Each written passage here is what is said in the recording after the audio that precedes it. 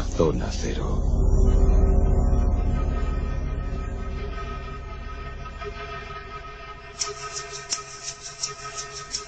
Entramos en nuestros queridos monográficos de la Zona Cero. Y atención, porque el de hoy viene tremendamente terrible. Vamos a hablar de las momias. Hay una frase muy típica y muy tópica que utilizamos en nuestro contexto cultural. Aquello de polvo eres y en polvo te convertirás. Pero a veces esto no funciona. En todo caso, polvo de momia. Porque hoy vamos a hablar de las momias. Momias artificiales, momias naturales. Y aquí tenemos a nuestros expertos en momias, nuestros momiólogos, que son Jesús Callejo. ¿Qué tal? Buenas noches. Hola, buenas noches. ¿Qué tal? ¿Cómo estás? Muy bien, fenomenal. ¿Te gustaría ser momificado? Pues espero que no.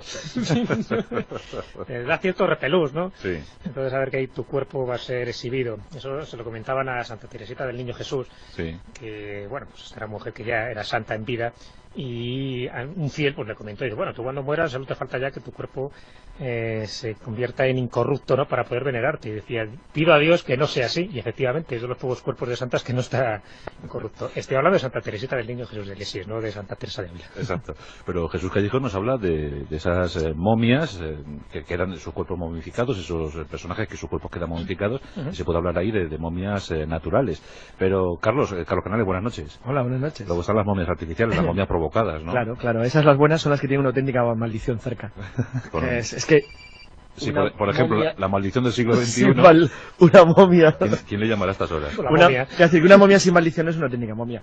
Sí. Y no lo decimos porque ya hemos visto la película, que yo también he visto. No sé si siquiera se ha estrenado la película de la 2. El retorno de la momia. No, todavía no. Pero una buena momia es la que tiene una maldición que se aprecie, como Dios manda, una maldición aterradora que mata a todo el que se acerca por allí.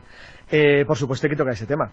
Y luego están las momias naturales, las momias puras, es decir, las momias que no se deben a la acción humana, es decir, que el ser humano no ha pretendido conservar los cuerpos como tales, sino que la acción combinada de los elementos y naturaleza del terreno en el cual fueron depositadas ha permitido que los arqueólogos o los exploradores se hayan encontrado con restos humanos que muchas veces conservan el auténtico aspecto que deben de tener. Hay algunos casos preciosos, como el del permafrost de las momias escitas de los montes Altai, que es algo impresionante, porque durante unos segundos sus descubridores, una fracción de apenas unos minutos, les permitió ver, como a través de una losa de cristal, cómo había sido el mundo de hace 4.000 años. Qué maravilla.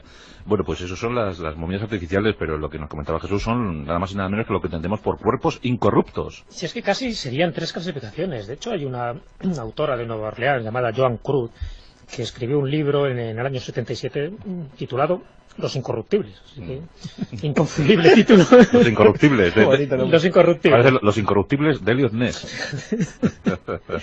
Y ella hablaba de 3 categorías de cuerpos preservados y hasta analizaba 102 casos distintos. Bueno, pues estas 3 categorías de cuerpos preservados serían, por una parte, los conservados deliberadamente, otras serían los conservados accidental o naturalmente, y por último, los auténticamente incorruptos. Estos son los que ya entrarían dentro del mundo de la religiosidad. Los primeros en los que se utiliza alguna sustancia, los segundos que intervienen en la naturaleza, y los terceros ya... Los que intervendrían dentro de ese ámbito sagrado, religioso, que sin ser milagros, porque la Iglesia nunca ha reconocido que estos cuerpos incorruptos sean milagros, pero sí que lo considera como un fenómeno sobrenatural más que avala la santidad del personaje, ¿no? Por ejemplo, ya sabemos que en el caso de Juan XXIII pues se utilizó algún tipo de sustancia, ¿no?, para que su cuerpo quedara... O a lo mejor no intentaban eso, pero bueno. No, además hay la teoría de Reverte Coma, el profesor Reverte Coma, que sabéis que bueno, pues es uno de los expertos que hay en medicina forense. De hecho, el que mejor lee los huesos. Sí, exactamente. Tiene un museo en la Universidad Complutense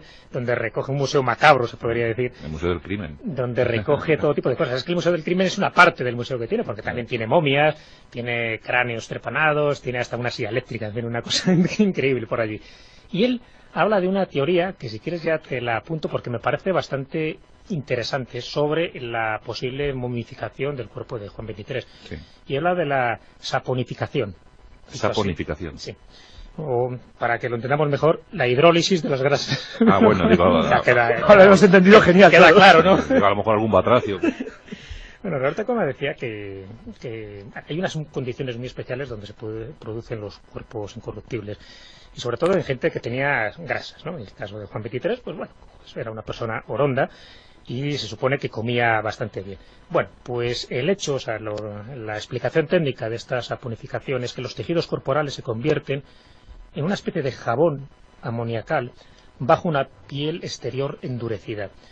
Y así se han encontrado pues cadáveres anteriores. Yo tengo aquí recogido, por ejemplo, el caso de Wilhelm von Ellenborgen, que murió en 1792 en Filadelfia y que su cuerpo aparece así, es decir, la piel dura, pero dentro es como si fuera una especie de jabón, de sustancia jabonosa. Es una sustancia parecida, pues eso, a un jabón que se denomina adipocira y que los franceses, que son más directos en esto, le llaman grasa de cadáver. Su causa es, aparte de las grasas que pudiera tener el cadáver, es que la inhumación se realiza en un suelo húmedo y con una proximidad de materias en putrefacción. Y eso hace que dentro se conserve, ¿no? Pues como bueno, pues de una forma como muy natural el cuerpo, sin que se llegue a producir una corrupción, una putrefacción. Pero es un proceso natural, ¿no? Porque algo similar ocurrió a la fundadora de las religiosas del Buen Pastor, la beata Marie de Saint-Ephraim Pelletier. La beata Pelletier, que murió en 1868, se sabe que fue encontrada así. O sea, el aspecto externo era como si hubiera muerto hacía pocos días, pero cuando tocabas un poco la piel, dentro estaba como movible, como sustancia gelatinosa, este tipo de grasas del cadáver que llaman los franceses. Y se supone, y esa es la teoría del doctor Pérez Reverte Coma, que puede ser un proceso de saponificación que hasta que los investigadores, hasta que los médicos pues no lo investiguen seriamente, no se podrá saber. Pero, ya digo, no deja de ser curioso, ¿no?, que también se produzca este tipo de veces proceso. También interesa la naturaleza, como bien apuntaba antes Jesús. Me estaba acordando ahora, lo contamos aquí en el programa hace ya algún tiempo, el relato de aquella montañera que llegó a lo más alto del mundo, a la cumbre del Everest. Bueno, pues dice que en el camino hacia la cumbre te puedes encontrar con 50 o 60 cadáveres momificados. Son montañeros que quedaron allí. Dice que el cansancio es tal que lo único que quieres es pasar por encima de ellos. Y están tal y como quedaron, ¿no? Se han quedado allí intactos. Dice que lo único que se ve en la cumbre son muertos y bombonas de oxígeno. Sí. El de Mallory, así quedó, ¿no? Caso. Claro, bueno, ahora sabes que la prueba que buscan de Mallory es la cámara fotográfica. La cámara, sí.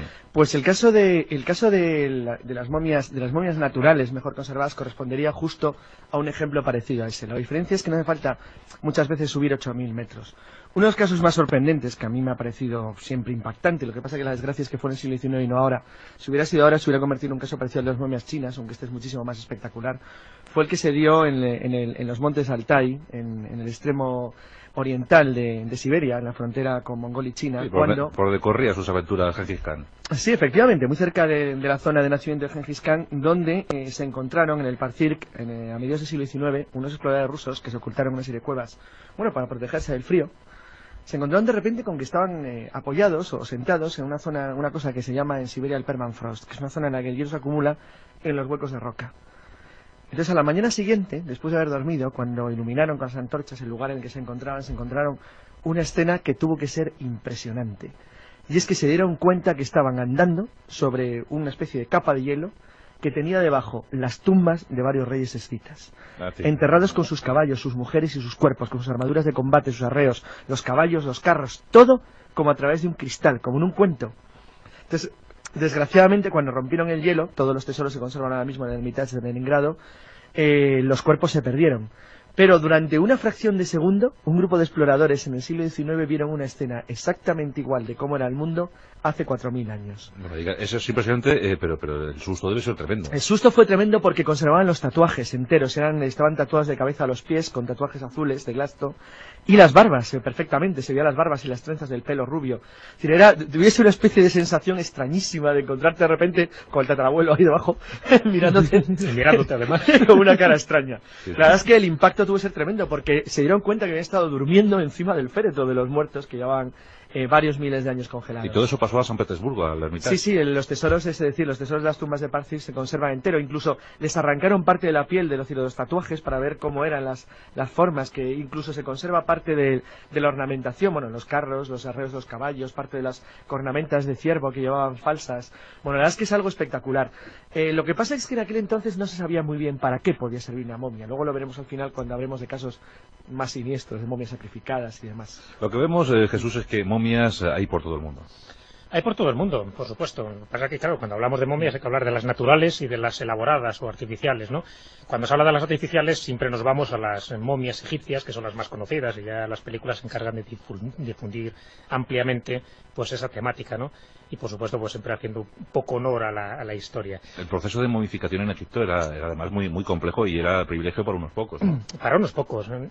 Pero fíjate las paradojas que se dan, porque al final En la historia se ha demostrado que las momias naturales de los obreros han quedado mejor preservadas en el tiempo que las momias de los faraones. La arena, luego hablaremos de la arena.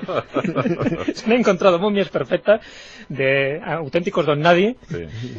y que no tuvieron que hacer nada más que ser enterrados pues en el desierto, ¿no? Y por supuesto, al ser un terreno pues muy seco, sabes que absorbe toda la humedad y se produce la deshidratación rápida y progresiva de los tejidos orgánicos. Bueno, pues eso ha hecho que hayan permanecido muchísimo más ese K del que hablaban los egipcios, muchísimo más que el de sus faraones. Lo que nos han mostrado siempre en las películas es, bueno, tanto tienes, tanto te momificamos. Claro, si es que En la el economía. proceso de momificación egipcio, sabes que duraba ni más ni menos que 70 días. 70 días, sí. O sea, que ya eso te está indicando no solo los 70 días en sí, sino la elaboración, la cantidad de sustancias que había que utilizar, y bueno, y el mimo, y el decoro, y el ritual que había que utilizar. Vamos, Bueno, si tus arcas andaban en siguas, te hacían un apañito y ya está. no estaba al alcance de cualquiera. Sí. Pero desde luego sí que era interesante saber un poco cómo era ese proceso de momificación, porque nada se dejaba al azar.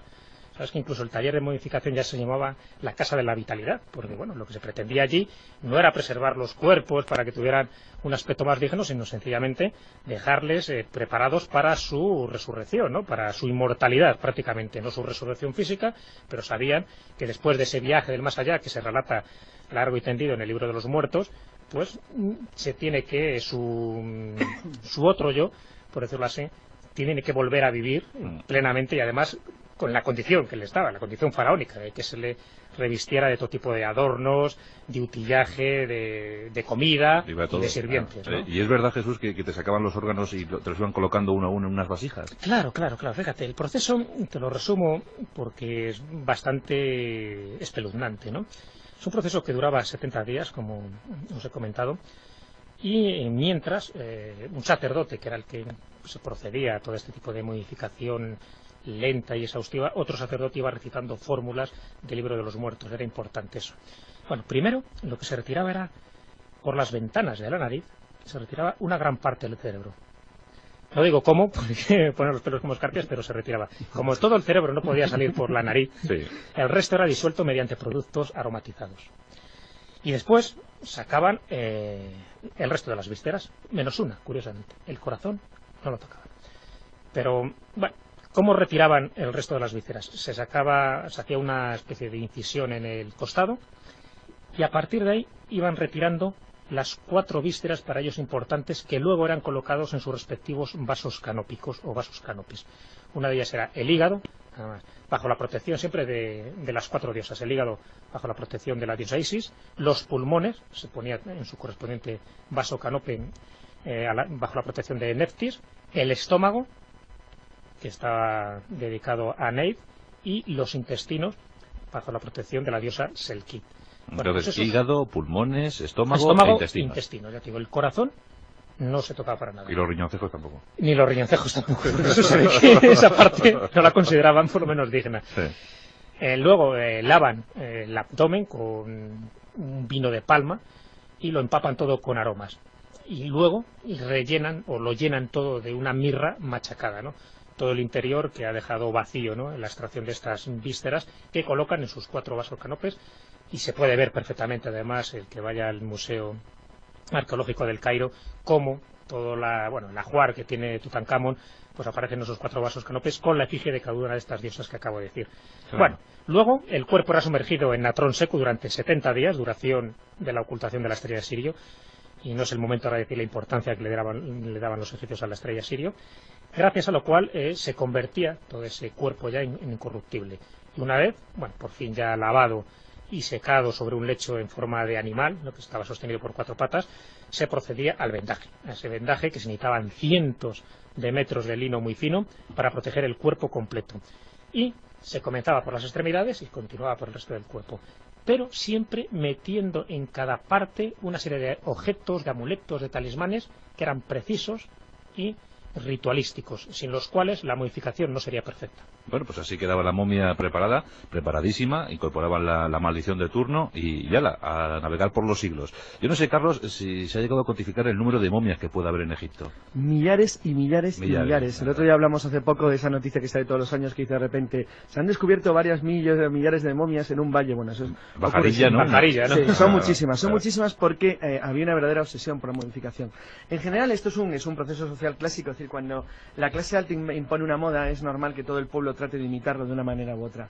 En Egipto es cierto que lo hacían en función de sus posibilidades y, como dice Jesús, no deja una ironía que se han conservado mejor la de los obreros que hicieron las pirámides a veces con los monumentos que la de los faraones que eran robados y saqueados. El castigo de los tiempos. Eso es importante porque es la razón del nacimiento de la famosa maldición.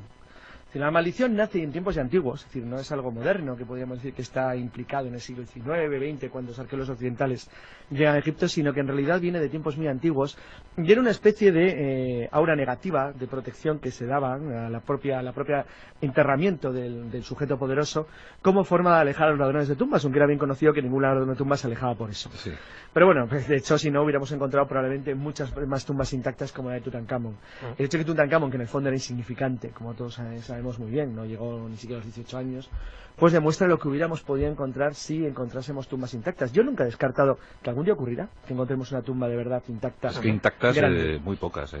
Lo que sí que es cierto es que es una tradición de todas las culturas antiguas, al menos en cuanto que la creencia al más allá existe de una manera fuerte, que los sujetos poderosos, cuando más poderosos más, deben ir rodeados de toda una especie de simbología que les permita una vida mejor en las tierras del más allá.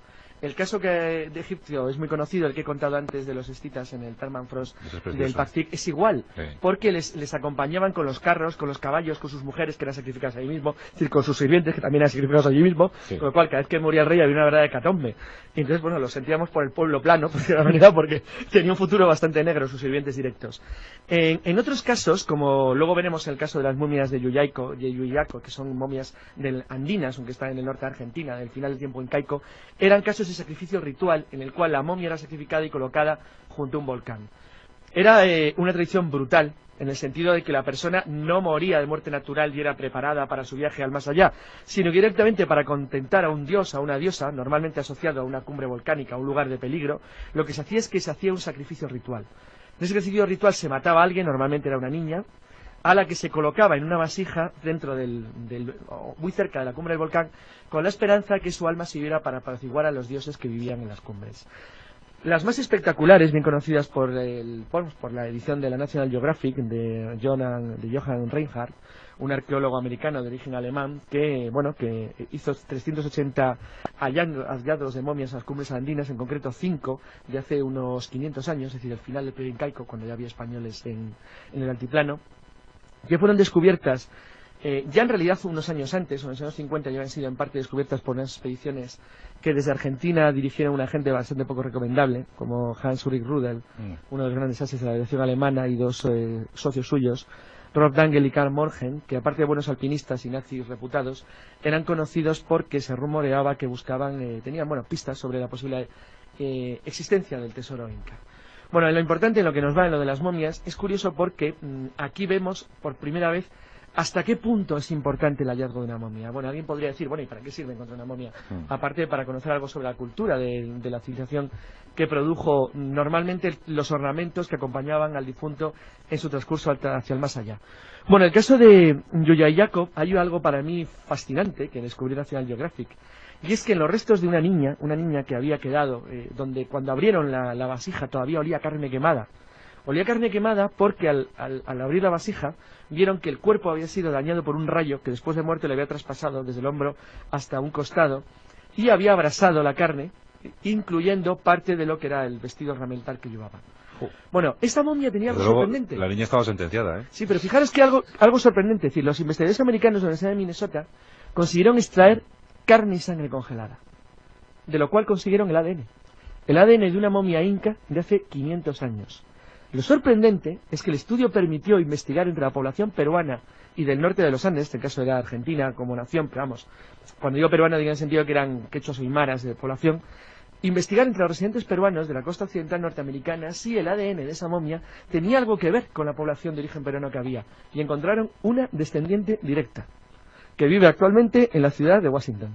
Una descendiente directa. Directa de la momia que había sido, bueno, o de una hermana o una prima, pariente, como mínimo un grado de consanguinidad muy próximo, de la niña que había salido sacrificada a los dioses del volcán hace 500 años. Sí, porque es que además el ADN que analizaron ahí de esas 3 niñas realmente que aparecieron es el mitocondrial, el que está fuera del núcleo de la célula, que es el que te determina pues siempre el parentesco por vía de madre, ¿no? Entonces se llegó a 2 conclusiones. Primero, que de las 3 niñas que aparecieron sacrificadas ritualmente en este pico argentino de 6.700 metros de altitud, no tenían parentesco entre sí, y después esto, ¿no? Que siguiendo un poco la línea de ese ADN mitocondrial, pues llegan a un descendiente directo. Bueno, pues nada, llegó Pizarro, dirán algunos afortunadamente, porque si no, claro, la descendiente de hoy en día no la hubiésemos encontrado, dada la tenacidad del volcán. Y siguió para confirmar que realmente en estas latitudes argentinas también se había extendido el Imperio Inca, que algunos lo ponían en duda. Sí. No había ninguna duda. Y un caso parecido a este de búsqueda de los orígenes y lo que aporta sobre la civilización y los movimientos del ser humano es el caso de las momias de Urumqi, de las momias encontradas en Lop Nor. Este caso es fascinante por 3 razones. Primero, porque es un prototipo de lo que nosotros comentamos aquí. No son nuevas, se encontraron por primera vez en los años 20. El primer europeo que las describe con toda precisión es ni más ni menos que Nicolas Roerich, que en su viaje y en su libro habla de que él ha visto momias enterradas en los desiertos arenosos de Lop Nor, cerca de los antiguos lagos de sal, donde él aseguraba que esas momias, que estaban liofilizadas por la arena y el paso del tiempo, conservaban cabellos de rubios y pelirrojos en trenzas. Bueno, por supuesto se cachondearon todos durante un buen rato. Esto le ocurrió exactamente igual a otros viajeros, como Swartendorf y otros viajeros del Asia Oriental, que estaban convencidos, bueno, a la vista de las pruebas y de los hechos, que de alguna manera pueblos del norte de Europa o del noreste de Europa habían llegado en tiempos muy, muy, muy remotos hasta de lugares muy próximos al centro de lo que hoy es China. Por supuesto que no les hicieron absolutamente ni caso. Por supuesto que hoy está totalmente convencido toda la ciencia oficial de que los indoeuropeos llegaron a tierras del norte de China. Claro. Incluso sabe qué idioma hablaban, eran tocarios. Ahora mismo se está llevando una investigación triple, tanto por parte del grupo de Cavalli Sforza, de los genetistas, del grupo de la UNESCO, que lo que están intentando es ver con qué poblaciones están emparentados y hasta qué extremos de proximidad. Aunque el estudio genético de las momias chinas no está acabado, todo parece indicar que están muy próximas a ciertas poblaciones del centro del Danubio.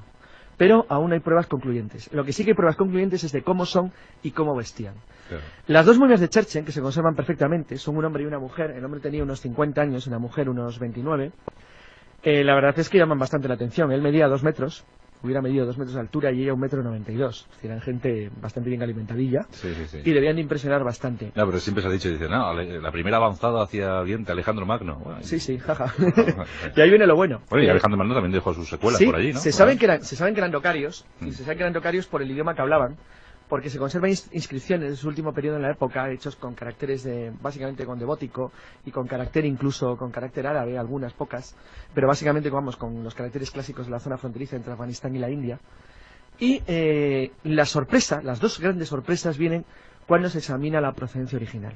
Bueno, digamos que en resumen muy breve que hay 2 grandes grupos indoeuropeos, el grupo que arbitrariamente han sido llamados en la forma en que pronuncian 100, el grupo Saten, que es el oriental, por ejemplo los eslavos, y el grupo Kentum, que sería el nuestro, el occidental, por ejemplo los germanos, los latinos o los celtas. Sí. Bueno, sorprendentemente los tocarios pertenecen al grupo Kentum, es decir, están emparentados, es decir, la rama indoeuropea de idioma más próxima a ellas son el latín y el celta. Y hay 2 cosas que la verdad es que te ponen los pelos de punta, porque te llaman mucho la atención y te das cuenta cómo se maneja la herencia y de verdad el objetivo del destino del mundo a veces como es. Lo primero lo citó una de las arqueólogas norteamericanas, Campbell, cuando examinando las ropas que llevaban las momias, que se conservan perfectamente, porque unas grandes investigaciones de las líneas de investigación se hace sobre las telas para ver cómo las habían confeccionado, de lo que se han conservado intactas por arena, dijo, es muy difícil imaginarse lo que uno siente cuando excavando una tumba en el centro de Asia de hace 4.000 años saca el tartán del color del clan de su familia. Es muy bonito como expresión. Sí. Y otra frase que a mí me gustó especialmente, porque la entenderemos perfectamente, lo estamos en esta mesa y todos los oyentes. He dicho que los tocarios hablaban una lengua del grupo Kentum, muy próxima al latín y al celta, y es que un niño, como dijo ella, que es de Arizona, un niño tocario que en los desiertos de Lop Nor, en el centro de China, hace 4.000 años hubiera pedido a su madre agua porque tenía sed, lo hubiéramos entendido perfectamente lo que estamos sentados en esta mesa. Hubiera dicho, mamen aqua. Mamen aqua. Bueno, Jesús, estas historias son preciosas, pero también en España podemos contar historias de momias. Hay muchísimas momias aquí en España. Hay toda una bueno, España corrupta. Incluso algunos están todavía vivos. Algunos todavía están vivos. Qué duro, bueno. Pero no hace falta decir nombres, ¿no? No, Jesús, por Dios. Tenemos un montón de momias y además momias curativas. En algún caso, ¿no? Es verdad es verdad, la momia puede curar por contacto, dice alguna tradición, ¿no? Sí, salvando lo del polvo de momia, ¿no? Que has hecho mención al principio y que eso sirvió pues, para que se cargaran muchísimas de las momias por los supuestos poderes terapéuticos que tenía este polvo de momia y no tenía ningún reparo en reducirlas a polvo, con lo cual toda la información que nos podía suministrar esta momia pues hacía polvo y nunca mejor dicho. Incluso muchos ganaderos británicos estuvieron surtiendo de polvo de momia o de restos de momia su ganado. No sé si ahí viene Bueno, después ya sabes. Así está como está el ganado. Como ya no había momias, te vendían, es como la reliquia. 100 años después, como te vendían el polvo de momia diciendo que era auténtico con un certificado de garantía. Y bueno, toma usted su frasquito de polvo de momia.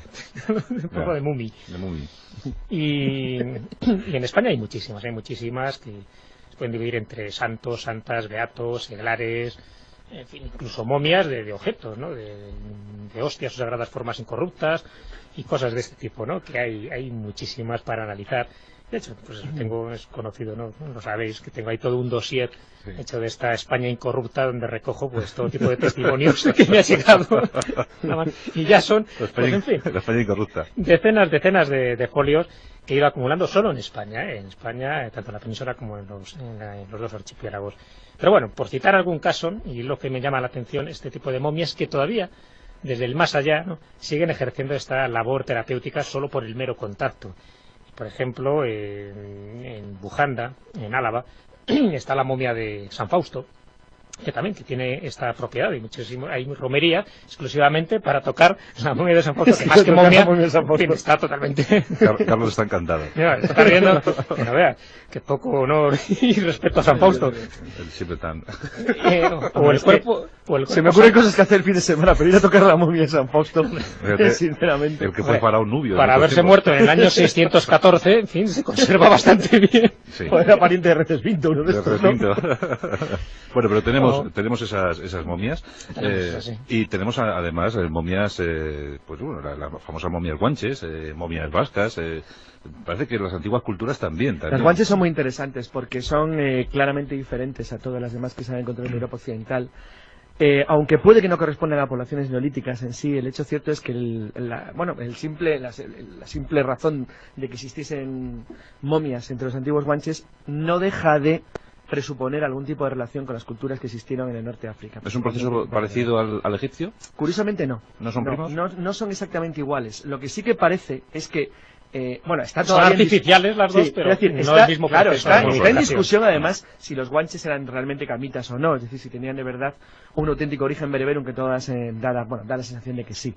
Y el parentesco con los egipcios aún no está probado. Lo que sí que parece bastante claro es que tanto la cultura egipcia como la cultura guanche están profundamente relacionadas con las culturas neolíticas que existieron en algún momento en el interior de lo que hoy es, pero no era desierto del Sáhara. Es curioso porque el caso de los guanches es la evolución clásica de una sociedad que pierde su cultura ancestral hasta el extremo de olvidarla. Es bien conocido que cuando los normandos se llevan de Betancourt llegan a Lanzarote, los guanches no saben navegar, o por lo menos han olvidado la navegación a vela. Sin embargo, hay pruebas concluyentes de que en un pasado muy remoto la conocían. Bueno, eso no es el único caso del mundo. Tenemos el caso de Isla Pascua, que es un prototipo de cómo se puede llegar a olvidar el conocimiento general de quien llegó hasta las tierras lejanas. Pero el simple hecho de que existan momias guanches, y en discusión, porque digo que sigue en discusión, la existencia o no de pirámides, en Güímar, como es bien conocido, pues la verdad es que hay un hilo conductor, al menos fino, pero bastante sólido, que yo creo que sí que abre una verdadera relación entre la cultura egipcia, por lo menos en su pasado más remoto, y lo que luego llegó a las Islas Canarias. ¿Cuál es el origen? Si el origen es atlántico, si el origen es oriental. Bueno, eso está por discutir. Es decir, los historiadores más avanzados o más arriesgados lo que dicen es que el origen está en el centro del Sáhara, es decir, en torno a lo que hoy ha quedado como restos en Tassili, por ejemplo, de una antigua cultura ancestral que se desarrolló en tiempos muy muy remotos en el norte de África, cuando el norte de África no era lo que conocemos, era un lugar en el que llovía. Era un vergel. Bueno, tanto como... Sí, un vergel. Bueno, pues sí, un vergel. Había praderas verdes. Sí, incluso en la época romana todavía, en lo que hoy es frontera entre Marruecos y el Sáhara español, se sabe que era todavía un bosque abierto. Un bosque abierto. Un cierto nivel de... Sí, pero volvamos, Jesús, a nuestros santos. Nuestros santos propios. Que tienen mucho que contar, y tú efectivamente has estado durante muchos años recopilando datos, investigando, haciendo algún campo que otro, ¿verdad? Algún artículo también he publicado en esta línea. Algún artículo, entonces supongo que te habrás llevado muchas sorpresas, ¿no? Bueno, pues te llevas sorpresas de todo tipo. Primero porque hay veces que te presentan un cuerpo como incorrupto y cuando vas allí, pues desde luego, bueno, en fin, sí. Piensas que tiene que haber algo, por lo menos, algo de carne, por lo menos, aunque esté amojonada, pero carne. Y ves que hay algunos que son huesos lirondos, ¿no? Sin más, sin carne, lo cual te llama mucho la atención porque ves como a lo largo del tiempo, por distintas razones, ¿no? Y pues muchas veces es también por los fieles, entonces de tocar y de recoger pues pequeñas cositas de su piel, de sus dedos, pues bueno, lo van moliendo, ¿no? Sí, como el caso de nuestra querida Santa María de la Cabeza, pobrecita nuestra. Por cierto, vamos a mandar un saludo a todos los madrileños que están ya con su día de San Isidro. Y bueno, pero es que, Jesús, tú bien sabes que los restos de Santa María de la Cabeza aparecieron, por ahí hasta en el rastro apareció un cofre con el cráneo y con no sé qué. Aquello fue solo comparable con lo de Santa Teresa de Jesús, que a la pobrecilla sí que la han desmembrado. Sí, pero ahí entonces, Jesús, no se puede hablar de restos incorruptos, ¿no? No, es lo mismo pasa como el caso de la momia de San Isidro, ahora que estamos en San Isidro, ¿no? Pues hombre, pocas fotos hay, pero las pocas fotos que se conservan recientes, eso ya no es una momia. Pasa se llama por tradición, es una forma tradicional de llamarlo, porque el cuerpo sigue venerándose, sigue conservándose. Es verdad que hay toda una tradición, y sobre todo a raíz de las naves de Tolosa, en fin, en 1212, como toda una historia relativa pues al cuerpo de San Isidro, que después, gracias al hallazgo de este providencial pastor, que les conduce por esa especie de atajo y lo cual les permite tener esa victoria, pues después se sabe que aparece milagrosamente el cuerpo incorrupto de San Isidro, que posiblemente en aquel momento sí estuviera incorrupto, pero desde luego el que ha llegado hasta ahora no hay nada. Pues bueno, te encuentras muchas sorpresas, pero desde luego hay que tener en cuenta de que también no siempre se ha conservado de la misma manera, y cuando se habla de cuerpos incorruptos desde el ámbito religioso hay que ser muy amplios en este criterio, porque después ves algunos que te asusta cuando los ves, porque dices, bueno, qué perfección, y luego descubres que son mascarillas de cera que tiene tanto las manos como la cara. Por lo tanto, si quitaras esa mascarilla de cera, a saber lo que encontrarías ahí, no estaría tan incorrupto como nos quieren decir, eso, la visibilidad de los miembros. En la Navas de Tolosa, aquel pastorcillo angelical debió ser el atajo, el camino de cabra más transitado de la historia. Sí. Fíjate que aquello sí que está documentado al final. Pasaron todos aquellos, ¿eh? ¿Qué pasó allí? Sí. Bueno, pues para terminar, queridos míos, no podéis escapar de la maldición. La maldición de Tutankamón, ya sabéis que la maldición de la momia, ha habido muchas maldiciones, pero yo creo que esa es la más celebrada, ¿no? Bueno, es la más celebrada porque coincidió en un momento que, por decir una manera, no había noticias, o de algo había que contar. La verdad es que saltó a la prensa de una manera en los años 20 increíble.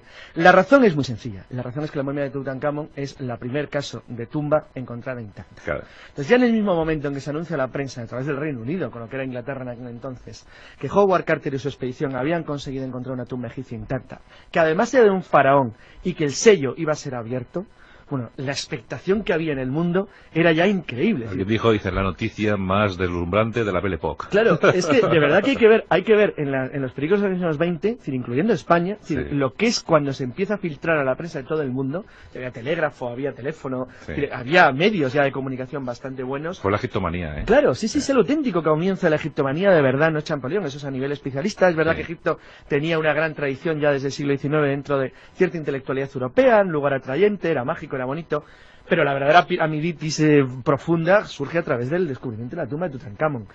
De verdad que cuando se anuncia al mundo entero que Howard Carter y su grupo van a abrir el sello y van a levantar y va a entrar una tumba intacta, la expectación creada ya en el mundo era enorme.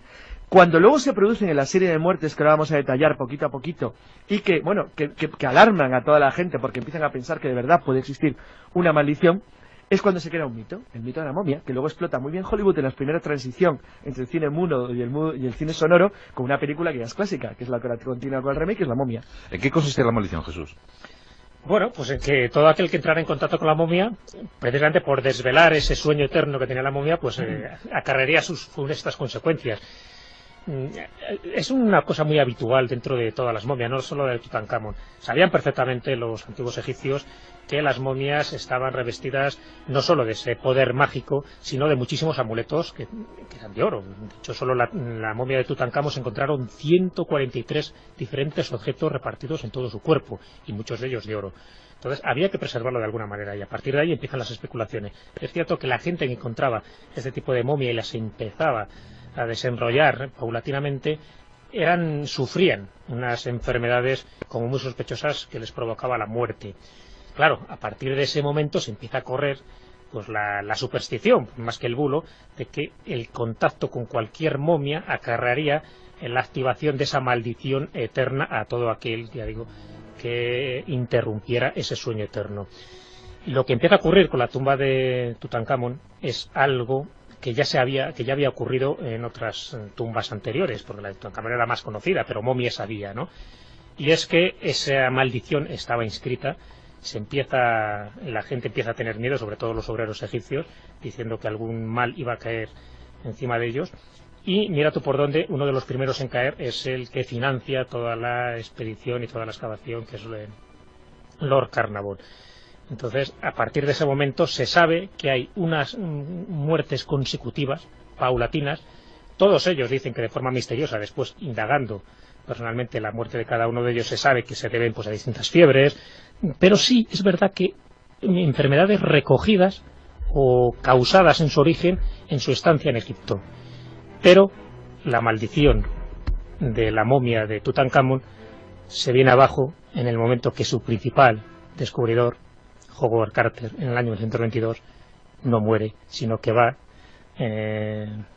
teniendo una supervivencia tan larga que deja ya de lado un poco esa posible maldición, siendo el primero que entró en contacto con la momia, siendo el primero que recogió todo este tipo de talismanes. Y entonces es cuando la gente se empieza a dar cuenta que todo se podía deber a una explicación muy natural, que es ni más ni menos que los excrementos de algunos murciélagos, al entrar en cavidades cerradas durante muchísimo tiempo y ser abiertas, la inhalación de ese excremento, de ese polvillo que es tóxico, es lo que produce ciertas enfermedades en el pulmón y que va provocando paulatinamente una muerte. Los murciélagos fueron los causantes de la maldición de Tutankamón. Eran los custodios, sin querer, del joven faraón de Egipto. Esa 18ª dinastía se cobró venganza años más tarde. ¿Cuántas muertes, Carlos? ¿Cuántos se pudo constatar? 40 y tantas, ¿no? No llega a tanto. No llega tanto como prueba real, que estuvieran en relación con ello. Sí que es verdad que desde entonces, sí, yo creo que no pasaron de un poco más de una decena, ¿no, Jesús? En total. No, al final se contabilizaron casi 40. Lo que pasa es que contando a los egipcios, que se morían de cualquier cosa. Sí, pero vamos, que la verdad es que sí que es verdad que fue muy impactante, y que es verdad también que actualmente cuando se encuentra algún tipo de tumba no explorada se entra con ciertos medios de protección. No solo por la posibilidad de que hubiera excrementos de murciélago, que no tiene por qué ser siempre así, como el caso de Tutankamón, sino por cualquier tipo de sustancia tóxica, incluso por la posibilidad de la existencia de fuertes alergias que pudieran provocar pólenes que han estado en estado de conservación a lo mejor 4 o 5 mil años, contra los cuales a lo mejor la población actual no es que no tenga defensa, porque defensa tienes, pero te pueden producir un cierto daño de rechazo físico inmediato por no estar acostumbrado a ellos, esos clásicos lugares cerrados. Lo que sí que es verdad es que no se ha vuelto a dar el caso al nivel al menos de Tutankamón, porque claro, estamos a la espera de que se vuelva a encontrar una tumba cerrada intacta. ¿Se encontrará otra? Seguro que sí, seguro que sí. Bueno, pues después de haber escuchado a nuestros especialistas Jesús Callejo y Carlos Canales, iréis más precavidos a ver la película El retorno de la momia. Yo le diré que entre primero Carlos, según lo que le pase. Sí, que entre primero Carlos, porque además en cuanto ven a Carlos los murciélagos salen corriendo, ¿eh? Además, la maldición de Tutankamón no le va a caer, pero la de San Fausto está a punto de caerle. Sí, ha sido un irreverente con San Fausto y... Vale. Sí. Hombre, un compañero de Vinto, la verdad. Sí, voy a llamar a Goethe y ya verá que te va a caer encima. Pues ha sido nuestro monográfico Zona Cero con Jesús Callejo, Carlos Canales. El próximo viernes lo seguiremos escuchando en esta tertulia de las 4C. Ahí vendrán cargaditos de misterios, como os he acostumbrado. Muchas gracias, chicos. Hasta luego. De nada.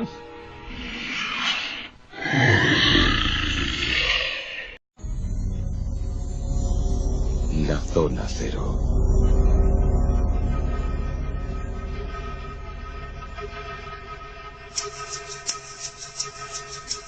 Entramos en nuestros queridos monográficos de la Zona Cero. Y atención porque el de hoy viene tremendamente terrible. Vamos a hablar de las momias. Hay una frase muy típica y muy tópica que utilizamos en nuestro contexto cultural. Aquello de polvo eres y en polvo te convertirás. Pero a veces esto no funciona. En todo caso, polvo de momia. Porque hoy vamos a hablar de las momias. Momias artificiales, momias naturales. Y aquí tenemos a nuestros expertos en momias, nuestros momiólogos, que son Jesús Callejo. ¿Qué tal? Buenas noches. Hola, buenas noches. ¿Qué tal? ¿Cómo estás? Muy bien, fenomenal. ¿Te gustaría ser momificado? Pues espero que no. Da cierto repelús, ¿no? Sí. Entonces, a ver que ahí tu cuerpo va a ser exhibido. Eso se lo comentaban a Santa Teresita del Niño Jesús, Sí. que, bueno, pues era mujer que ya era santa en vida, y un fiel pues le comentó, y dice, bueno, tú cuando mueras solo te falta ya que tu cuerpo se convierta en incorrupto, ¿no?, para poder venerarte. Y decía, pido a Dios que no sea así, y efectivamente es de los pocos cuerpos de santas que no está incorrupto. Estoy hablando de Santa Teresita del Niño Jesús de Lisieux, no de Santa Teresa de Ávila. Exacto. Pero Jesús Callejo nos habla de esas momias que quedan de sus cuerpos momificados, esos personajes que sus cuerpos quedan momificados, y se puede hablar ahí de momias naturales. Pero Carlos Canales, buenas noches. Hola, buenas noches. Luego están las momias artificiales, las momias provocadas, ¿no? Claro, esas las buenas son las que tienen una auténtica maldición cerca. Es que... Sí, Esa es la teoría del doctor Pérez Reverte Coma, que puede ser un proceso de saponificación que hasta que los investigadores, hasta que los médicos pues no lo investiguen seriamente, no se podrá saber. Pero, ya digo, no deja de ser curioso, ¿no?, que también se produzca este tipo de veces proceso. También interesa la naturaleza, como bien apuntaba antes Jesús. Me estaba acordando ahora, lo contamos aquí en el programa hace ya algún tiempo, el relato de aquella montañera que llegó a lo más alto del mundo, a la cumbre del Everest. Bueno, pues dice que en el camino hacia la cumbre te puedes encontrar con 50 o 60 cadáveres momificados.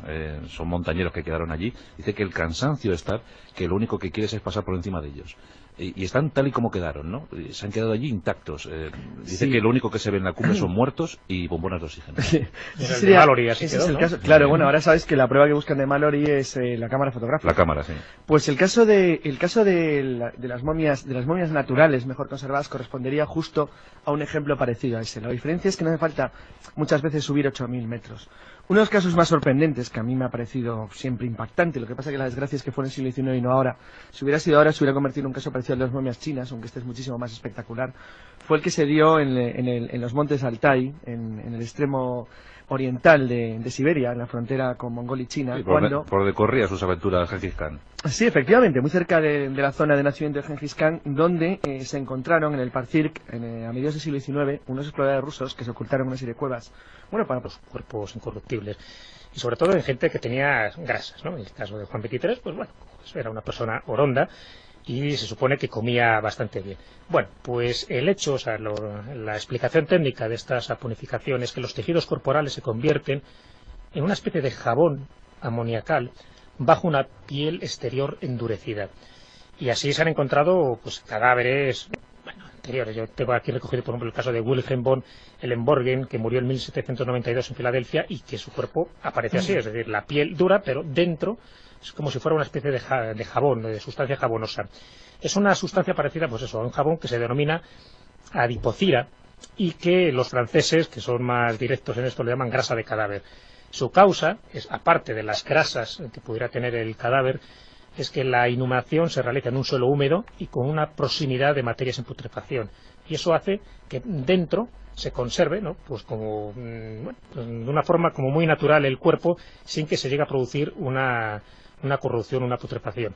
Pero es un proceso natural, ¿no?, porque algo similar ocurrió a la fundadora de las religiosas del Buen Pastor, la beata Marie de Saint-Ephraim Pelletier. La beata Pelletier, que murió en 1868, se sabe que fue encontrada así. O sea, el aspecto externo era como si hubiera muerto hacía pocos días, pero cuando tocabas un poco la piel, dentro estaba como movible, como sustancia gelatinosa, este tipo de grasas del cadáver que llaman los franceses. Y se supone, y erradamente, otras serían los conservados accidental o naturalmente, y por último los auténticamente incorruptos. Estos son los que ya entrarían dentro del mundo de la religiosidad. Los primeros en los que se utiliza alguna sustancia, los segundos que intervienen en la naturaleza, y los terceros ya... Los que intervendrían dentro de ese ámbito sagrado, religioso, que sin ser milagros, porque la Iglesia nunca ha reconocido que estos cuerpos incorruptos sean milagros, pero sí que lo considera como un fenómeno sobrenatural más, que avala la santidad del personaje, ¿no? Por ejemplo, ya sabemos que en el caso de Juan XXIII pues se utilizó algún tipo de sustancia, ¿no? Para que su cuerpo quedara... O a lo mejor no intentaban eso, pero bueno. No, además hay la teoría de Reverte Coma, el profesor Reverte Coma, que sabéis que bueno, pues es uno de los expertos que hay en medicina forense. De hecho, el que mejor lee los huesos. Sí, exactamente. Tiene un museo en la Universidad Complutense donde recoge un museo macabro, se podría decir. El Museo del Crimen. Donde recoge todo tipo de cosas. Es que el Museo del Crimen es una parte del museo que tiene, porque también tiene momias, tiene cráneos trepanados, tiene hasta una silla eléctrica, tiene una cosa increíble por allí. Y él habla de una teoría que si quieres ya te la apunto porque me parece bastante interesante sobre la posible momificación del cuerpo de Juan XXIII. Sí. Y habla de la saponificación. Saponificación. Sí. O, para que lo entendamos mejor, la hidrólisis de las grasas. Ah, bueno, digo... Ahora lo hemos entendido genial. Queda claro, ¿no? Digo, a lo mejor algún batracio. Bueno, Roberto Coma decía que hay unas condiciones muy especiales donde se producen los... Por ejemplo, la maldición del siglo XXI. Una momia. ¿Quién le llamará a estas horas? Una momia sin maldición es una técnica momia. Sí. Y no lo decimos porque ya hemos visto la película, que yo también he visto. No sé si siquiera se ha estrenado la película de la 2. El retorno de la momia. No, todavía no. Pero una buena momia es la que tiene una maldición que se aprecie, como Dios manda, una maldición aterradora que mata a todo el que se acerca por allí. Por supuesto hay que tocar ese tema. Y luego están las momias naturales, las momias puras, es decir, las momias que no se deben a la acción humana, es decir, que el ser humano no ha pretendido conservar los cuerpos como tales, sino que la acción combinada de los elementos y naturaleza del terreno en el cual fueron depositadas ha permitido que los arqueólogos o los exploradores se hayan encontrado con restos humanos que muchas veces conservan el auténtico aspecto que deben de tener.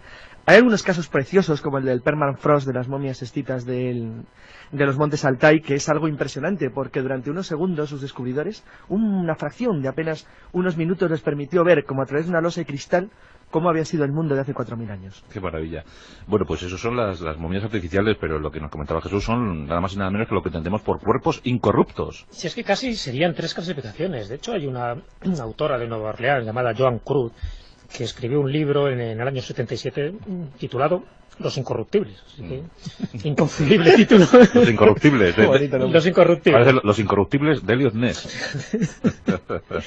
Y ella hablaba de 3 categorías de cuerpos preservados y hasta analizaba 102 casos distintos. Bueno, pues estas 3 categorías de cuerpos preservados serían, por una parte, los conservados de